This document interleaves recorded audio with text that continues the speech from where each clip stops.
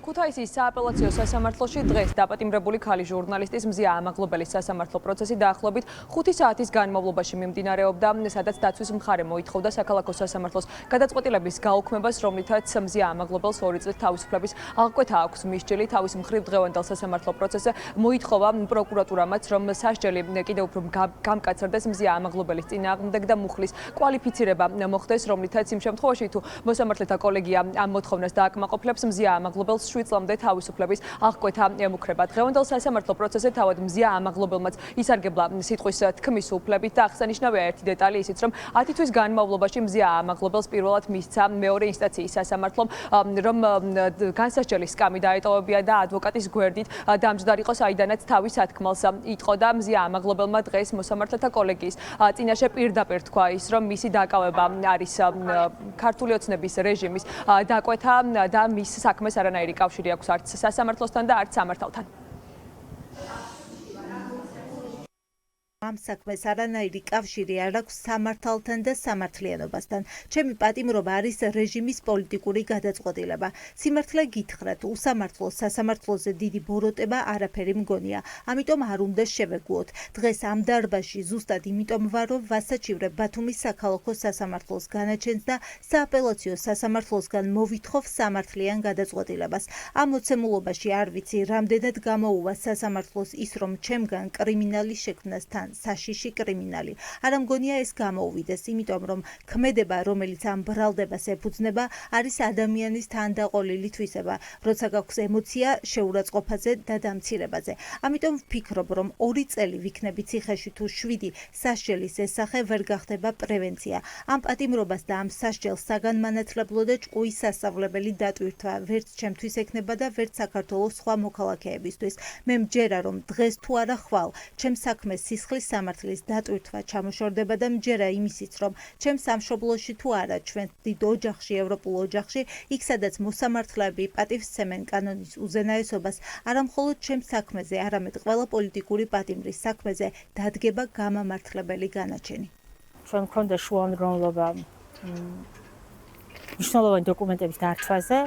ნაწილობრივ დააკმაყოფილა, მაგრამ ყველაზე მნიშვნელოვანი მე თუ მკითხავთ, არ დააკმაყოფილა. ის ნაწილი ეხებოდა სწორედ პირველი ინსტანციის მოსამართლის ნინო სახელაშვილის დიპლომს. ანუ რამდენად აქვს მას კანონით გათვალისწინებული განათლების ცენზი, რამდენად არის კანონით დადრენილი წესით დანიშნული მოსამართლე. ვინაიდან მისი დიპლომების მიხედვით ეს არ იკითხება. დღემდე არც ტექნიკური უნივერსიტეტი გვაძლევს პასუხებს და არც, რაც არ უნდა უცნაური იყოს, იუსტიციის საბჭო არ გვაძლევს მისი დიპლომის ასლებს და ჯანმრთელობის მდგომარეობა ისევე პრობლემურია და შესაძლოა კიდევ უფრო. მისი ერთ თვალში მხედველობა პრაქტიკულად არ არის და მეორე თვალში დაახლოებით 10%-ია.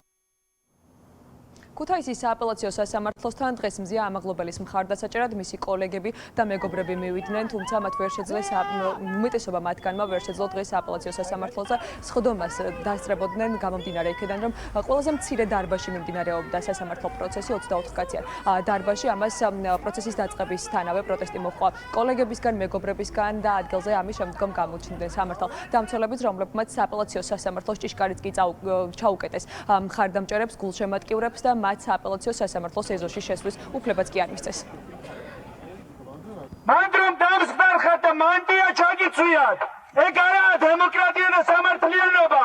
სამართლიანობა ისაა, ვისაც უნდა ამ პროცესზე დასწრება. ყველამ თვალი ადევნოს და საზოგადოებაში ინფორმაცია გამოიტანოს.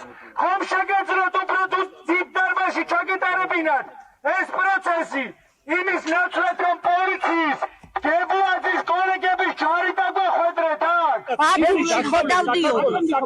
იქ ყველაფერი შენობაში ვიყავით შიგნით. ეხლა პოლიტპატიმრების პროცესებზე ხო დავდივარ.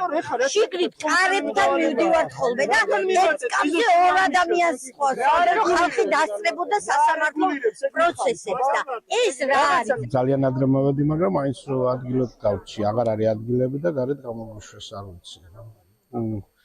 რა თქმა უნდა უსამართლობაა. რაზეა საუბარი ახლა სამართალზე ლაპარაკიც ზედმეტი. ჩვენ აქ ვართ მზიას სოლიდარობისთვის, მზიას მხარდასაჭერად და იმისთვის, რომ საზოგადოებამ დაინახოს, რომ ჩვენ რჩებით მზიას გვერდზე და ბოლომდე ვიბრძოლებთ მზიას სიმართლისთვის. მზია არის პოლიტიკური პატიმარი და ის ისჯება მისი დამოუკიდებელი, თავისუფალი და მიუკერძოებული პროფესიული საქმიანობის გამო. მზია არის ადამიანი, რომელმაც საერთაშორისო აღიარება მოუტანა პროფესია ჟურნალისტ საქართველოში. ეს არის ადამიანი, ჩვენი სინდისი, ჩვენი ნამუსი, რომელზეც დგას დღეს ჩვენი თავისუფლება და ჩვენ რომდენადაც ვახერხებთ მის გვერდით ვდგავართ. დაპატიმრებული ქალი ჟურნალისტის მომდევნო სასამართლო პროცესი ქუთაისის სააპელაციო სასამართლოში 14 და 18 ნოემბერს არის ჩანიშნული და ამის შემდგომ უნდა მიიღოს უკვე მოსამართლეთა კოლეგიამ გადაწყვეტილება, მიიღებს თუ არა გამომართლებელ გადაწყვეტილებას, თუ პროკურატურის მოთხოვნას დააკმაყოფილებს, თუ ნინო სახელაშვილის გადაწყვეტილებას დატოვებს ისევ ძალაში, რომლითაც მას 2 წლით თავისუფლების აღკვეთა აქვს მისჯილი.